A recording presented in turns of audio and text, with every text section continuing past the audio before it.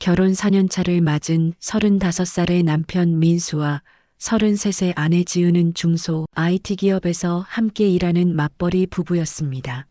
민수는 개발팀 팀장으로 회사에서 인정받는 실력자였고, 지은은 기획팀 대리로 자신의 업무를 성실히 해내고 있었죠. 같은 회사에 다니지만 부서가 달라서 업무 중에 마주칠 일은 거의 없었고, 퇴근 후에나 함께 시간을 보내는 게 일상이었습니다. 민수는 이런 거리감이 오히려 서로에 대한 신뢰를 보여주는 거라고 생각했어요. 각자의 영역을 존중하고 간섭하지 않는 성숙한 부부관계라고 여겼던 겁니다. 지은 역시 그런 민수의 태도에 불만을 보이지 않았고 오히려 편하다는 듯 웃으며 받아들였죠. 아침이면 함께 출근하고 저녁이면 함께 퇴근하는 일상은 반복됐습니다. 주말에는 밀린 집안일을 하거나 가까운 카페에서 여유를 즐겼고, 때로는 친구들과 만나 식사를 하기도 했어요. 특별한 갈등도 없었고 큰 다툼도 없었습니다. 민수는 이런 평온한 일상이 계속될 거라고 믿었죠. 결혼 초기의 설렘은 사라졌지만 그 자리를 편안함과 신뢰가 채웠다고 생각했습니다. 지은도 민수에게 따뜻하게 대했고 집안일도 함께 분담했어요. 겉으로 보기엔 평범하지만 안정적인 부부였습니다. 주변 사람들도 두 사람을 보며 잘 어울리는 커플이라고 말했고 민수는 그런 평가에 만족했습니다. 회사에서 민수는 후배들에게 존경받는 선배였습니다. 기술력도 뛰어났지만 사람을 대하는 방식이 따뜻했거든요. 야근이 잦은 개발팀이었지만 민수는 팀원들의 업무 부담을 최소화하려고 애썼고 필요하면 자신이 먼저 나서서 일을 처리했죠. 그런 민수를 보며 팀원들은 자연스럽게 따랐고 팀 분위기도 좋았습니다. 지은이 일하는 기획팀도 회사에서 중요한 역할을 맡고 있었어요. 영업팀과 협업하며 새로운 프로젝트를 기획하고 실행하는 일을 담당했죠. 지은은 꼼꼼하고 정리를 잘하는 성격이라 동료들 사이에서도 신뢰를 받았습니다. 회의 때마다 준비를 철저히 했고 일정 관리도 빈틈없이 해냈어요. 민수와 지은은 회사 내에서 부부라는 사실을 숨기지 않았지만 굳이 드러내지도 않았습니다. 각자의 업무에 집중했고 사적인 관계를 업무에 끌어들이지 않으려고 노력했어요. 점심시간에도 따로 먹는 경우가 많았고 회사 행사에서도 서로 다른 테이블에 앉곤 했죠. 동료들은 그런 두 사람을 보며 성숙한 부부라고 평가했습니다. 일과 가정을 확실히 구분하는 프로페셔널한 모습이라고 생각했던 겁니다. 민수도 그게 옳다고 믿었어요. 회사에서까지 부부관계를 드러내며 다니는 건 부담스러운 일이라고 여겼죠. 서로의 일에 간섭하지 않는 게 배려라고 생각했습니다. 하지만 민수가 모르는 사이 지은의 일상에는 다른 사람이 들어와 있었습니다. 영업팀 과장인 태준이라는 남자였죠. 태준은 37살로 민수보다 2살 많았고 기혼자였습니다. 지은과 태준은 업무상 자주 협업했고 그 과정에서 가까워졌어요. 처음엔 단순한 동료 관계였지만 시간이 지나며 경계가 무너지기 시작했죠. 민수는 지은이 영업팀과 일을 많이 한다는 정도만 알고 있었습니다. 구체적으로 누구와 어떤 프로젝트를 하는지는 관심을 두지 않았어요. 그게 서로를 존중하는 거라고 생각했으니까요. 지은도 민수에게 업무 이야기를 자세히 하지 않았고 민수는 그걸 당연하게 받아들였습니다.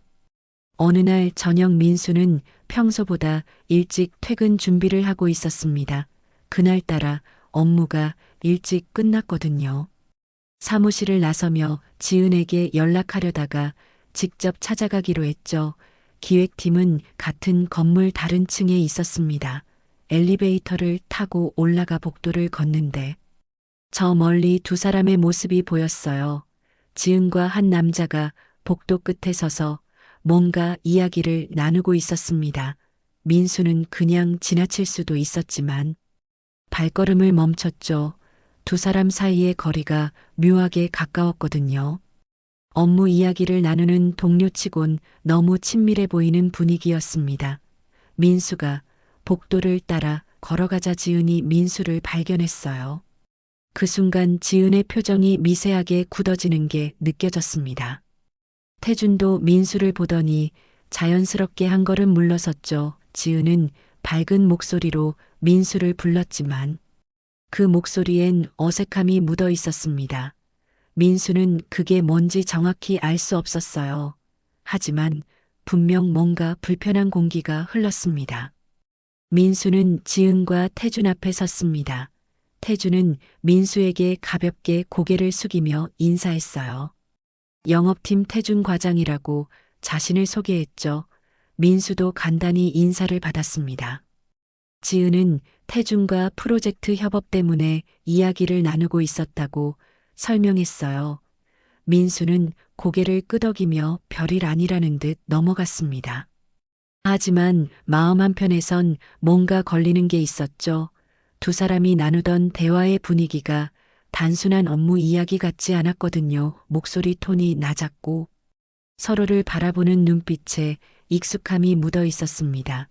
민수가 나타나자마자 대화를 끊고 흩어지려던 모습도 자연스럽지 않았어요. 집으로 돌아오는 차 안에서 민수는 계속 그 장면을 떠올렸습니다. 지은은 평소처럼 오늘 있었던 일들을 가볍게 이야기했어요. 회의가 길어져서 피곤했다는 말도 했죠. 민수는 태준에 대해 물어봤습니다. 어떤 사람이냐고, 업무는 어떻게 진행되는지 궁금하다고 자연스럽게 질문했어요. 지은은 태준이 영업팀에서 일 잘하는 사람이라고 대답했습니다. 협업할 때 의견 조율이 잘 된다고도 했죠. 민수는 더 이상 묻지 않았습니다. 괜히 의심하는 것처럼 보이고 싶지 않았거든요. 하지만 마음속 어딘가에선 작은 의문이 자리 잡기 시작했습니다. 다음 날부터 민수는 자신도 모르게 지은의 일정에 관심을 갖게 됐습니다. 아침에 출근할 때 지은이 어느 팀과 회의가 있다고 하면 그 말을 기억했어요. 퇴근 시간이 늦어진다고 하면 어떤 일 때문인지 자연스럽게 물어봤죠. 지은은 평소와 다름없이 대답했고 민수도 별다른 내색을 하지 않았습니다. 하지만 민수의 눈은 예전과 달랐어요. 복도에서 우연히 지은을 마주칠 때도 주변에 태준이 있는지 슬쩍 확인하게 됐죠. 점심시간에 지은이 누구와 함께 식사하는지도 신경 쓰이기 시작했습니다. 민수는 이런 자신이 낯설었어요. 결혼 4년차 동안 한 번도 지은을 의심해 본 적이 없었거든요. 어느 날 저녁 민수는 회사 로비에서 지은을 기다리고 있었습니다. 함께 퇴근하기로 약속한 날이었죠. 시간이 조금 지나 지은이 엘리베이터에서 내렸는데 태준도 함께였어요. 두 사람은 이야기를 나누며 걸어오다가 민수를 발견했습니다. 지은은 놀란 표정을 지으며 민수에게 다가왔어요. 태준도 민수에게 인사를 건넸죠. 민수는 자연스럽게 받아주었지만 속으론 불편함이 커지고 있었습니다. 지은은 회의가 늦게 끝났다고 설명했어요. 태준과 같은 층에서 일을 마쳐서 함께 내려왔다고 했죠. 민수는 고개를 끄덕였지만 석연치 않은 기분이 들었습니다. 집에 돌아온 후 민수는 지은의 평소 패턴을 떠올려 봤습니다. 최근 몇 달 사이 지은의 야근이 부쩍 늘었다는 걸 깨달았어요. 영업팀과 협업하는 프로젝트가 많아서 그렇다고 했었죠. 민수는 그때마다 이해한다고 말했고 지은을 기다려 주었습니다. 하지만 지금 생각해보니 그 야근 일정들이 정말 업무 때문이었는지 의문이 들었어요. 지은이 거짓말을 하고 있다고 확신할 순 없었지만 뭔가 숨기고 있다는 느낌은 지울 수 없었습니다. 민수는 스스로에게 물었죠. 내가 너무 예민한 걸까 아니면 정말 뭔가 잘못된 걸까? 며칠 후 민수는 개발팀 회식 자리에서 우연히 영업팀 사람들과 마주쳤습니다. 같은 식당에서 각자 회식을 하고 있었거든요. 민수는 인사차 영업팀 테이블로 갔고 그곳에서 태준을 다시 봤어요. 태준은 민수를 반갑게 맞이했고 자연스럽게 대화를 나눴습니다. 민수는 태준에게 지은과 일하는 게 어떠냐고 물었어요. 태준은 지은이 꼼꼼하고 일 잘한다고 칭찬했습니다. 협업할 때 의견 충돌 없이 잘 맞는다고도 했죠. 민수는 웃으며 고맙다고 답했지만 태준의 말투에서 묘한 친밀감이 느껴졌습니다. 동료를 칭찬하는 것 치곤 너무 자세하고 개인적인 느낌이었어요. 민수가 의심을 품기 시작한 그 시간에도 지은과 태준의 관계는 계속되고 있었습니다. 두 사람의 분류는 이미 1년이 넘게 진행되고 있었어요. 시작은 사소했습니다. 프로젝트 협업 중에 자주 만나면서 서로에게 호감을 느꼈고 그게 점점 깊어졌죠. 처음엔 회의 후 커피를 마시는 정도였지만 어느새 사적인 이야기를 나누게 됐습니다. 태준은 지은에게 결혼 생활의 권태로움을 털어놨고 지은도 민수와의 관계가 예전 같지 않다고 말했어요. 서로의 불만을 공유하며 두 사람은 점점 가까워졌습니다. 그리고 어느 순간 선을 넘어버렸죠. 회사는 두 사람에게 가장 안전한 만남의 공간이었습니다. 같은 건물에서 일하니 자연스럽게 마주칠 수 있었고 업무를 핑계로 만나기도 쉬웠거든요. 지은과 태준은 주로 빈 회의실을 이용했습니다. 점심시간이 끝난 후나 저녁 늦은 시간에 사람들이 거의 없는 회의실에서 만났어요. 문을 잠그고 블라인드를 내린 채 서로를 마주했죠. 짧은 시간이었지만 그 순간만큼은 다른 세상에 있는 것 같았습니다. 회의실 밖으론 동료들이 바쁘게 오가고 있었지만 안에선 두 사람만의 시간이 흘렀어요. 키스를 나누고 서로를 껴안으며 금지된 관계를 이어갔습니다. 건물 꼭대기층에 있는 휴게 공간도 자주 이용했습니다. 그곳은 평소에 사람이 거의 없었거든요. 창밖으로 도시 풍경이 보이는 조용한 공간에서 두 사람은 나란히 서서 이야기를 나눴어요. 겉으로 보기엔 동료가 잠깐 쉬는 것처럼 보였지만 실제론 달랐습니다. 태준은 지은의 손을 슬쩍 잡았고 지은은 그 손을 뿌리치지 않았어요. 복도 끝 사람 없는 곳에서도 마찬가지였습니다. 민수가 목격했던 그 장면처럼 두 사람은 수시로 회사 구석진 곳에서 만났죠. 낮은 목소리로 속삭이며 다음 만남을 약속하고 서로를 확인했습니다. 외근은 두 사람에게 더 자유로운 시간을 제공했습니다. 지은과 태준은 의도적으로 외근 일정을 맞췄어요. 영업팀과 기획팀이 함께 거래처를 방문한다는 명목으로 회사를 나섰죠. 실제로 거래처에 가긴 했습니다. 하지만 업무를 끝낸 후엔 함께 점심을 먹고 커피를 마시며 개인적인 시간을 보냈어요. 회사로 복귀하는 시간도 각자 조절했습니다. 너무 함께 들어오면 눈에 띌 수 있으니 30분에서 1시간 정도 간격을 두고 돌아왔죠. 외근 보고서도 교묘하게 작성했습니다. 같은 장소를 방문했지만 시간대를 살짝 다르게 기록하거나 방문 목적을 다르게 적어서 겹치지 않게 만들었어요.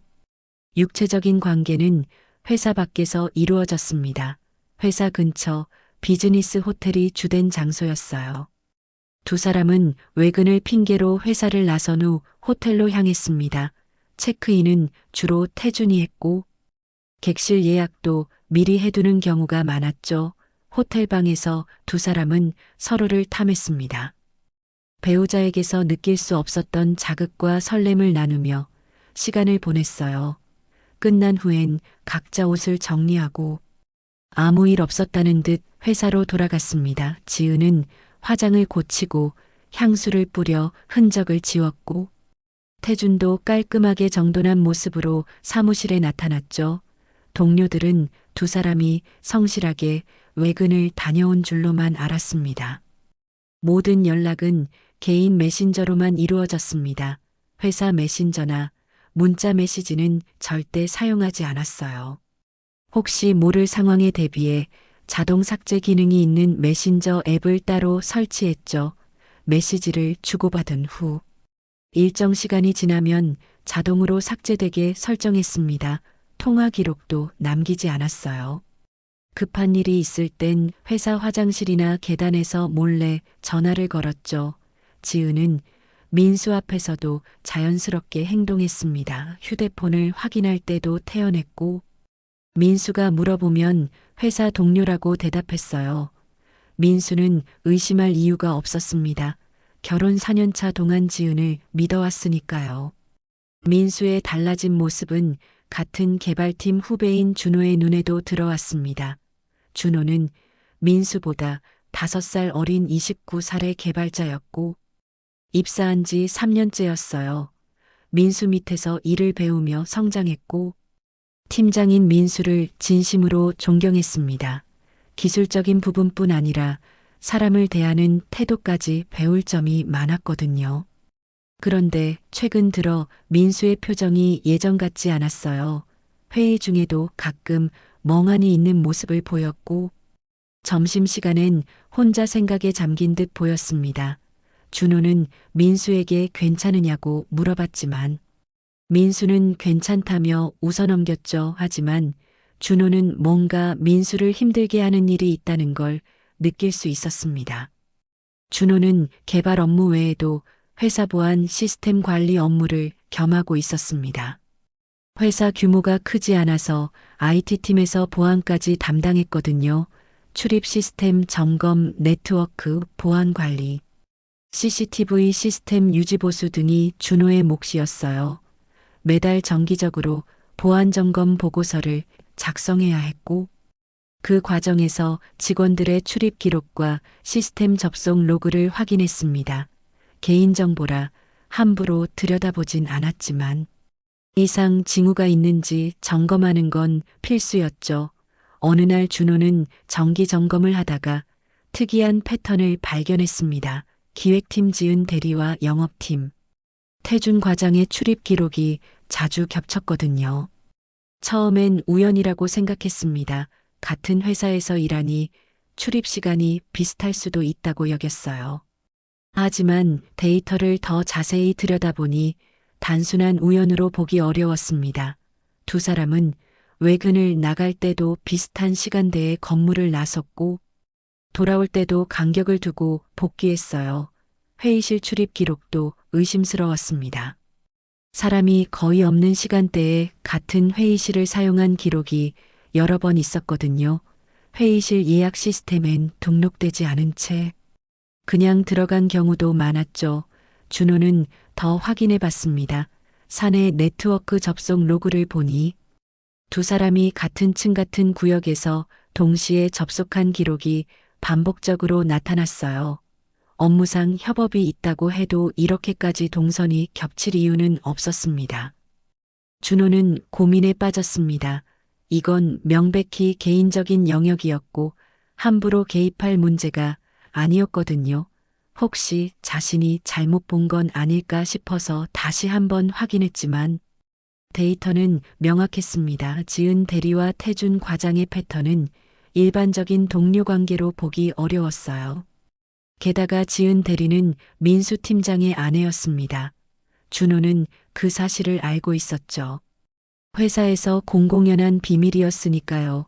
민수가 최근 힘들어 보이는 이유가 혹시 이것 때문은 아닐까 하는 생각이 들었습니다. 하지만 확신할 순 없었어요. 단지 데이터상 의심스러운 패턴일 뿐 확실한 증거는 아니었으니까요. 며칠 동안 준호는 혼자 고민했습니다. 이 사실을 민수에게 알려야 할지 말아야 할지 결정하기가 쉽지 않았어요. 괜히 말했다가 오해였으면 어쩌나 싶었고 민수에게 불필요한 상처를 줄 수도 있었습니다. 하지만 반대로 생각하면 민수가 이미 뭔가 눈치챈 상태일 수도 있었죠. 그렇다면 이 정보가 민수에게 도움이 될 거라고 판단했습니다. 준호는 민수를 존경했고 신뢰했어요. 팀장으로서뿐 아니라 사람으로서 민수를 외면할 수 없었습니다. 결국 준호는 민수에게 조심스럽게 다가가기로 결심했죠. 감정적으로 접근하지 않고 객관적인 데이터만 보여주기로 했습니다. 어느 날 저녁 야근을 하던 중 준호는 민수를 불렀습니다. 다른 팀원들이 모두 퇴근한 후였어요. 준호는 노트북 화면을 민수에게 보여주며 정기 보안 점검 중 발견한 내용이라고 설명했습니다. 특정인을 지목하려는 게 아니라 단지 이상 패턴을 발견해서 보고하는 거라고 조심스럽게 말했죠. 민수는 화면을 들여다봤습니다. 출입 기록. 회의실 사용 내역, 네트워크 접속 로그가 시간순으로 정리돼 있었어요. 준호는 두 사람의 이름을 언급하지 않고 단지 어직원과 비직원이라고만 표시했습니다. 하지만 민수는 곧바로 알아봤죠. 그건 지은과 태준의 기록이었습니다. 민수의 얼굴이 굳어졌고 준호는 더 이상 말을 잇지 못했어요. 민수는 한참 동안 말없이 화면을 응시했습니다. 준호가 보여준 데이터는 민수가 느꼈던 불안을 구체적인 형태로 만들어주고 있었어요. 지난 6개월간의 패턴이 한눈에 보였습니다. 외근 시간대 회의실 사용 빈도, 심지어 점심시간 이후 특정층 휴게 공간에서의 동시 접속 기록까지 모든 게 겹쳐 있었죠. 민수는 천천히 고개를 끄덕이며 준호에게 고맙다고 말했습니다. 준호는 죄송하다고 답했어요. 이런 걸 보여드려서 괜히 마음만 불편하게 한 건 아닌지 걱정됐거든요. 하지만 민수는 아니라고 했습니다. 오히려 진실을 마주할 용기를 준 거라고 준호의 어깨를 두드렸죠. 준호가 제공한 자료를 받은 후 민수는 본격적으로 움직이기 시작했습니다. 감정적으로 대응하지 않기로 마음먹었어요.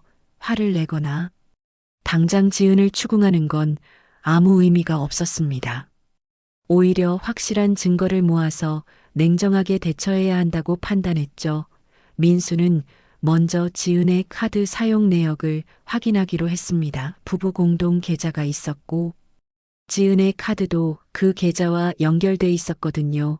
민수는 인터넷 뱅킹에 접속해서 최근 6개월간의 사용 내역을 출력했어요. 날짜별로 정리하며 하나씩 살펴보기 시작했습니다. 평소엔 신경 쓰지 않던 항목들이 이제는 다르게 보였죠. 카드 내역 중 유독 눈에 띄는 게 있었습니다. 회사 근처 비즈니스 호텔에서 찍힌 결제 기록이었어요. 한 번이 아니라 여러 번 반복됐습니다. 금액도 일정했죠. 객실 요금으로 보이는 금액이었습니다. 민수는 날짜를 확인했어요. 그날들은 모두 지은이 외근을 다녀온 날이었습니다. 민수는 지은의 업무 일정을 떠올렸죠. 그날들 지은은 거래처 미팅이 있다며 아침 일찍 나갔었어요. 저녁 늦게 돌아와서는 피곤하다며 일찍 잠들었습니다. 민수는 당연히 업무 때문이라고 생각했었죠. 하지만 카드 내역은 다른 이야기를 하고 있었습니다. 회사 근처 호텔에서 점심시간 이후에 결제된 기록들이었어요. 민수는 준호가 정리해준 외근 기록과 카드 내역을 대조했습니다. 지은이 외근을 간 날짜와 호텔 결제 날짜가 정확히 일치했어요. 그뿐만 아니라 태준의 외근 날짜도 같은 날이었습니다. 준호가 제공한 출입 기록을 보니 두 사람은 비슷한 시간에 회사를 나섰고 돌아올 때는 30분에서 1시간 정도 간격을 두고 복귀했죠. 민수는 달력에 표시를 하며 패턴을 찾아냈습니다. 한 달에 두세 번 정도 이런 날이 있었어요.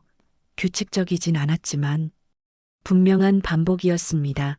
우연이라고 보기엔 너무 완벽하게 들어맞았죠. 민수의 손이 떨렸지만 계속 자료를 정리해 나갔습니다. 다음으로 민수는 회사 인사팀에 협조를 요청했습니다. 개인적인 문제가 있어서 CCTV 기록을 확인하고 싶다고 조심스럽게 말했어요. 인사팀 과장은 민수와 오래 알고 지낸 사이였고 민수의 진지한 표정을 보고 도와주기로 했습니다. 다만 공식적인 절차는 필요하다며 보안실과 협의했죠. 준호도 보안 담당자로서 협조했습니다. 민수는 특정 날짜의 출입 기록과 주차장 CCTV 영상을 요청했어요. 지은과 태준이 외근을 간다고 했던 날들이었습니다. 영상을 확인하는 데는 며칠이 걸렸지만 민수는 기다렸습니다. 감정을 추스르며 냉정함을 유지하려고 애썼어요. CCTV 영상이 준비됐다는 연락을 받고 민수는 보안실로 갔습니다. 준호와 인사팀 과장도 함께 자리했어요. 화면에는 회사 지하 주차장이 보였습니다. 날짜는 지은이 거래처 미팅이 있다고 했던 날이었죠. 오전 10시 30분경 지은이 차를 타고 주차장을 빠져나가는 모습이 찍혀 있었습니다. 민수는 화면을 뚫어지게 봤어요. 그로부터 5분 후 태준도 자신의 차를 몰고 나갔습니다. 복귀 시간도 확인했죠. 오후 4시경 태준이 먼저 돌아왔고 오후 5시쯤 지은이 들어왔습니다. 두 사람은 같은 시간대에 외근을 나갔지만 복귀는 따로 한 겁니다. 다른 날짜 영상도 마찬가지였어요. 패턴이 반복됐습니다. 민수는 외근 보고서도 확인했습니다. 인사팀 협조로 지은과 태준이 제출한 외근 신청서와 결과 보고서를 받았어요. 두 사람의 보고서를 나란히 놓고 비교했습니다. 방문 장소가 다르게 적혀 있었지만 시간대는 비슷했죠. 지은은 강남 쪽 거래처, 태준은 여의도 쪽 거래처라고 기재했습니다. 하지만 카드 결제 내역을 보니 둘 다 회사 근처 호텔에서 찍혀 있었어요. 거래처 방문은 핑계였고 실제로는 호텔에서 만난 겁니다. 민수는 모든 퍼즐 조각이 맞춰지는 걸 느꼈습니다. 더 이상 의심할 여지가 없었어요. 지은과 태준은 1년 넘게 불륜 관계를 이어왔고 회사와 외근을 이용해 만나왔던 겁니다. 민수는 집에 돌아와 정리된 자료들을 다시 펼쳐놨습니다. 카드 내역 출입 기록, CCTV 영상 캡처 외근 보고서 모든 게 같은 결론을 가리키고 있었죠. 민수는 지은이 퇴근하기 전에 자료를 모두 정리해서 따로 보관했습니다. 지은이 집에 돌아왔을 때 민수는 평소처럼 대했어요. 저녁 준비를 도왔고 가벼운 대화도 나눴습니다. 하지만 민수의 마음속은 차갑게 식어가고 있었습니다. 배신감과 분노가 밀려왔지만 겉으론 내색하지 않았어요. 이제 감정적으로 대응할 때가 아니라 전략적으로 움직여야 할 때였습니다. 민수는 모든 증거를 확보한 후 다음 단계를 준비했습니다. 감정적으로 지은을 추궁하거나 태준을 찾아가 따지는 건 의미가 없다고 판단했어요. 그런 식으로 접근하면 두 사람이 증거를 인멸하거나 변명을 늘어놓을 게 뻔했습니다. 민수는 법적으로 정확하게 대응하기로 마음먹었죠. 먼저 변호사를 찾아갔습니다. 가족법 전문 변호사였고 상담 예약을 잡아두었어요. 변호사는 민수가 준비한 자료들을 꼼꼼히 검토했습니다. 카드 사용 내역 출입 기록, CCTV 영상 외근 보고서 모든 증거가 체계적으로 정리돼 있었죠.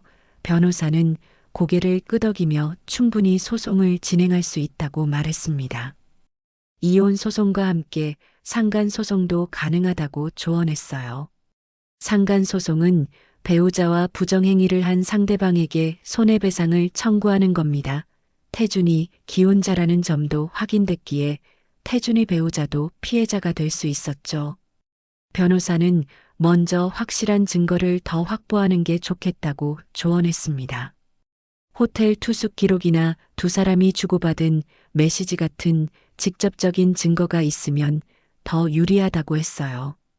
민수는 고민했습니다. 지은의 휴대폰을 몰래 확인하는 건 또 다른 문제가 될 수 있었거든요. 변호사는 합법적인 방법으로만 증거를 수집하라고 당부했습니다. 현재 가진 증거만으로도 충분하지만 추가 증거가 있으면 소송이 더 수월할 거라고 설명했죠. 민수는 일단 현재 증거로 진행하기로 결정했습니다. 회사 측에도 공식적으로 문제를 제기하기로 했습니다. 민수는 인사팀에 정식으로 면담을 요청했어요. 인사팀장과 대표이사 앞에서 상황을 설명했습니다. 직원 2명이 근무 시간 중 부적절한 관계를 맺고 있으며 외근을 가장해 사적인 만남을 가졌다고 보고했죠. 준비한 자료를 제출했습니다. 출입 기록. 회의실 사용 내역 외근 보고서와 실제 카드 사용 내역의 불일치 모든 게 명확했어요. 대표이사는 심각한 표정으로 자료를 검토했습니다. 회사 규정상 근무 시간 중 사적인 만남이나 불륜 관계는 징계 사유에 해당했거든요. 특히 외근을 거짓으로 신청한 건 업무 태만이자 회사 자원의 사적 유용이었습니다. 회사는 즉시 내부 조사에 착수했습니다. 인사팀과 감사팀이 합동으로 움직였어요. 지은과 태준을 각각 불러 사실 확인을 했습니다. 처음엔 두 사람 모두 부인했죠. 지은은 업무상 협업이 많았을 뿐이라고 주장했고 태준도 오해라고 말했습니다. 하지만 회사가 준비한 증거 앞에서 변명은 무너졌어요. CCTV 영상에 찍힌 동선 호텔 결제 기록, 회의실에서의 은밀한 만남, 모든 게 드러났습니다. 지은은 얼굴이 새하얗게 질렸고 태준은 말을 잇지 못했어요. 회사는 두 사람을 즉시 업무에서 배제하고 자택 대기 명령을 내렸습니다. 징계위원회가 열릴 때까지 출근하지 말라는 지시였죠. 민수는 동시에 이혼 소송 준비도 진행했습니다. 변호사와 함께 소장을 작성했어요. 혼인관계 파탄의 책임이 전적으로 지은에게 있음을 명시했습니다. 1년 넘게 불륜관계를 유지했고 배우자를 기망했으며 가정을 파탄냈다고 적었죠. 재산분할에서도 지은에게 불리한 조건을 제시했습니다. 유책 배우자는 재산분할에서 불이익을 받을 수 있었거든요. 위자료 청구액도 명시했습니다. 민수는 지은에게 정신적 피해에 대한 보상을 요구했어요. 상간 소송 준비도 함께 진행했습니다. 태준을 상대로 한 손해배상 청구였죠. 태준이 민수의 배우자와 부정행위를 함으로써 민수의 혼인관계를 파탄냈다는 내용이었습니다. 집에서 민수는 여전히 평온함을 유지했습니다. 지은에게 아무 내색도 하지 않았어요. 지은은 회사에서 자택 대기 명령을 받고 돌아왔지만 민수에게 자세한 이야기를 하지 않았습니다. 그냥 업무 문제로 조사를 받는 중이라고만 말했죠. 민수는 알겠다고 답했을 뿐 더 묻지 않았습니다. 지은은 불안한 표정으로 휴대폰만 들여다봤어요. 아마 태준과 연락을 주고받고 있었겠죠.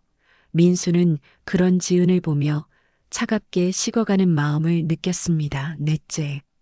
해를 맞은 결혼 생활이 이렇게 끝나게 될 줄은 몰랐어요.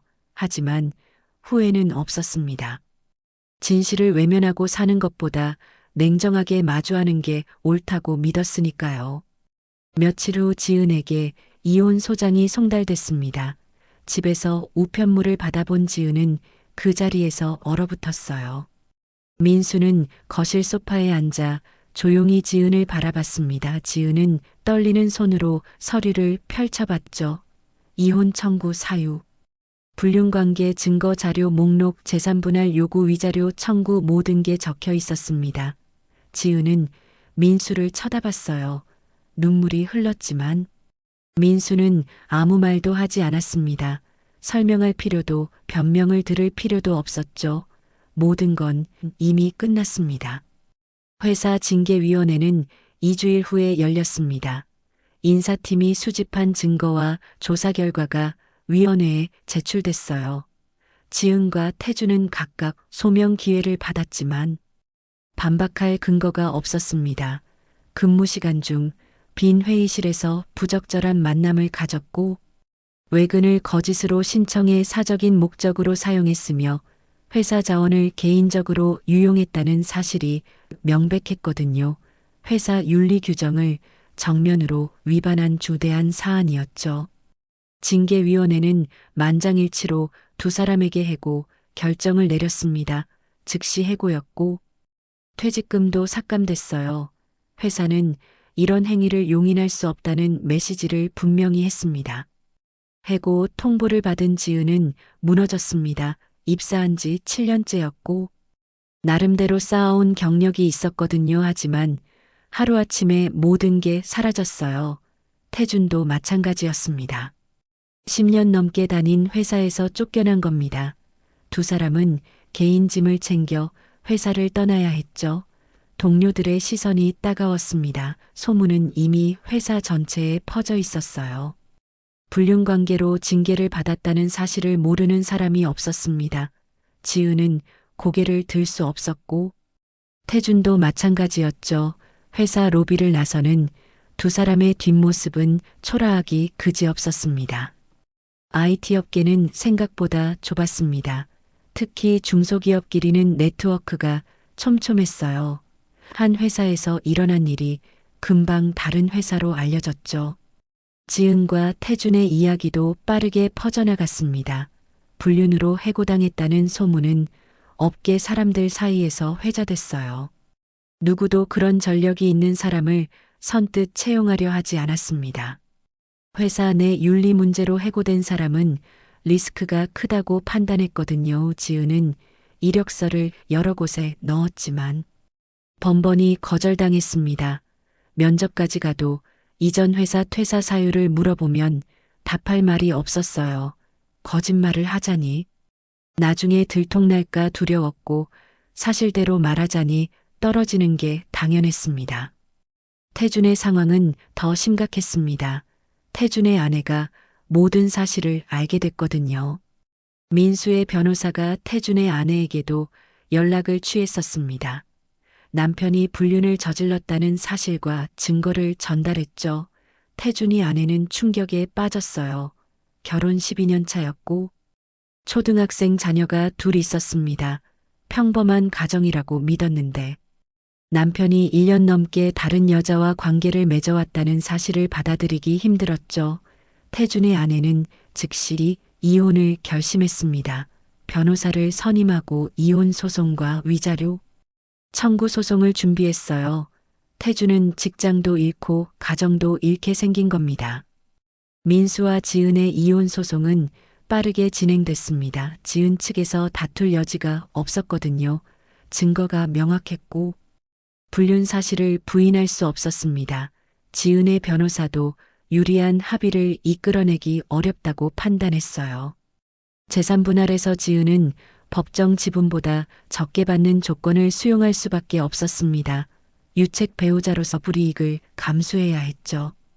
위자료도 민수가 청구한 금액이 그대로 인정됐습니다. 지은은 민수에게 5천만 원의 위자료를 지급하라는 판결을 받았어요. 지은이 가진 재산으론 당장 내기 어려운 금액이었지만 분할 납부라도 해야 했습니다.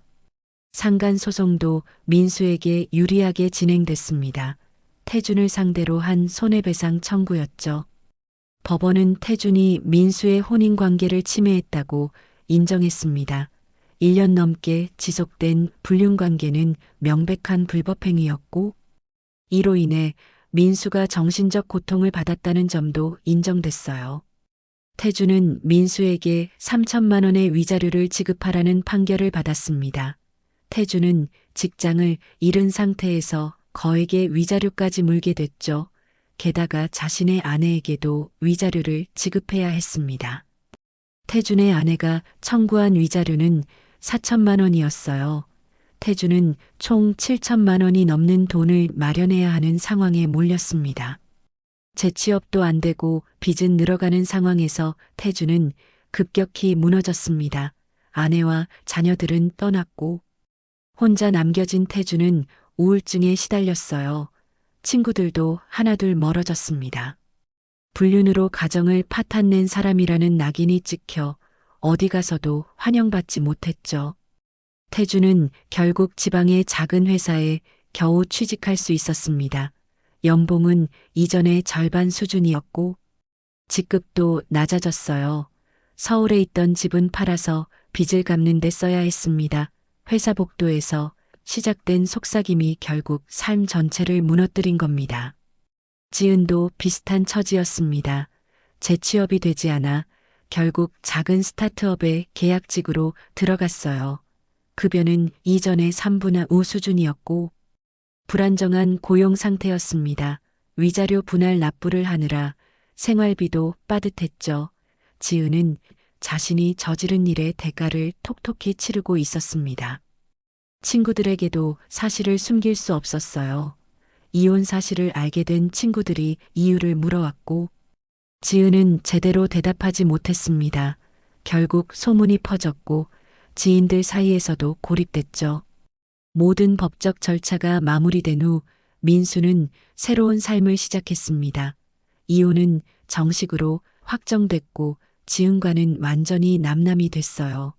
넷째 해를 맞이했던 결혼 생활은 그렇게 끝이 났습니다. 민수는 슬펐지만 후회하지 않았어요. 진실을 외면하고 거짓된 관계를 유지하는 것보다 차라리 정직하게 끝내는 게 옳다고 믿었습니다. 상처는 깊었지만 그 상처를 인정하고 받아들이는 게 치유의 시작이라고 생각했죠. 민수는 스스로를 다독이며 하루하루를 살아냈습니다. 회사에서 민수의 입지는 오히려 단단해졌습니다. 동료들은 민수가 겪은 일을 알고 있었지만 누구도 함부로 언급하지 않았어요. 대신 묵묵히 민수를 지지했습니다. 힘든 상황에서도 흔들리지 않고 일에 집중하는 모습을 보며 존경심이 더 커졌죠. 민수는 평소처럼 팀원들을 챙겼고 프로젝트를 성실하게 이끌어 나갔습니다. 개인적인 아픔을 업무에 끌어들이지 않으려고 노력했어요. 팀 분위기도 예전처럼 좋았고 성과도 꾸준히 나왔습니다. 민수는 일이 자신을 지탱해주는 힘이라는 걸 깨달았죠. 준호는 여전히 민수 곁에서 묵묵히 일했습니다. 그때 이후로 준호는 민수에게 개인적인 이야기를 꺼내지 않았어요. 그냥 평소처럼 업무 이야기만 나눴습니다. 민수도 준호에게 특별히 고맙다는 말을 하진 않았죠. 하지만 두 사람 사이엔 말하지 않아도 통하는 신뢰가 있었습니다. 준호가 제공한 자료가 아니었다면 민수는 진실을 확인하기 어려웠을 거예요. 증거 없이 의심만 하다가 더 깊은 상처를 받았을 수도 있었습니다. 준호는 조용히 물러나 제자리를 지켰고 민수는 그런 준호의 배려에 감사했습니다. 어느 날 퇴근길에 민수는 준호와 함께 간단히 술 한잔을 했어요. 많은 말을 나누진 않았지만 서로를 이해하는 시간이었죠. 민수는 혼자 사는 삶에 적응해 나갔습니다. 지은과 살던 집은 정리하고 작은 원룸으로 이사했어요. 새로운 공간에서 새로운 시작을 하고 싶었습니다. 집은 작았지만 깔끔하게 꾸몄고 필요한 것만 들여놨죠. 주말엔 밀린 빨래를 하고 청소를 했습니다. 혼자 밥을 해먹기도 하고 간단히 배달 음식을 시켜 먹기도 했어요. 처음엔 적적했지만 시간이 지나며 익숙해졌습니다. 혼자만의 시간이 나쁘지 않다는 걸 알게 됐죠. 책을 읽고 영화를 보고 산책을 하며 자신을 돌아보는 시간을 가졌습니다. 친구들이 민수를 걱정했습니다. 오랜 친구들이 연락해서 밥을 먹자고 했고 민수도 나가서 만났어요. 친구들은 민수가 괜찮은지 물어봤지만 깊이 파고들진 않았습니다. 그저 옆에 있어주는 것만으로도 위로가 됐죠. 민수는 친구들과 이야기를 나누며 웃기도 했습니다. 여전히 삶은 계속되고 있었고 주변엔 자신을 아끼는 사람들이 있었어요. 민수는 외롭지 않다는 걸 느꼈습니다. 배우자는 떠났지만 가족과 친구들은 여전히 곁에 있었죠. 부모님도 민수를 격려했습니다. 힘든 시기를 잘 견뎌내고 있다며 자랑스럽다고 말씀하셨어요. 시간이 흐르며 민수는 점점 안정을 찾아갔습니다. 처음엔 배신감과 분노가 컸지만 이젠 그 감정들도 가라앉았어요. 지은과 태준에 대한 미움도 사라져갔습니다. 그들은 이미 충분한 대가를 치렀고 민수는 더 이상 그들에게 신경 쓸 필요가 없었죠. 민수는 앞을 보기로 했습니다. 과거에 얽매이지 않고 미래를 준비하기로 마음먹었어요. 새로운 목표를 세웠고 하나씩 실천해 나갔습니다. 운동을 시작했고 건강을 챙겼죠. 자기 개발에도 시간을 투자했습니다. 민수는 더 나은 사람이 되기 위해 노력했어요.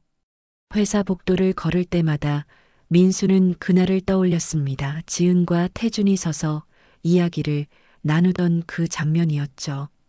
그때 느꼈던 위화감이 모든 걸 시작하게 했습니다. 만약 그냥 지나쳤다면 어땠을까 하는 생각도 들었어요. 하지만 민수는 자신의 선택이 옳았다고 확신했습니다. 진실을 마주하는 건 고통스러웠지만 거짓 속에 사는 것보다 나았죠. 민수는 정직하게 살기로 다짐했습니다. 자신에게도 타인에게도 솔직한 사람이 되고 싶었어요. 어느 날 민수는 회사 옥상에 올라갔습니다. 도시가 한눈에 보이는 곳이었죠. 바람이 불어왔고 민수는 깊게 숨을 들이마셨습니다. 가슴속 깊이 박혀있던 무거운 돌덩이가 조금씩 가벼워지는 느낌이었어요. 민수는 웃었습니다. 오랜만에 진심으로 웃는 것 같았죠. 삶은 계속되고 있었고 민수는 여전히 서 있었습니다. 넘어지지 않고 버텨냈어요. 앞으론 더 단단한 사람이 될 거라고 다짐했습니다. 배신은 끝났고 상처는 아물고 있었죠. 민수는 새로운 시작 앞에 서 있었습니다. 거짓은 대가를 치렀고 정직한 선택만이 남았어요. 민수는 천천히 계단을 내려가며 내일을 준비했습니다.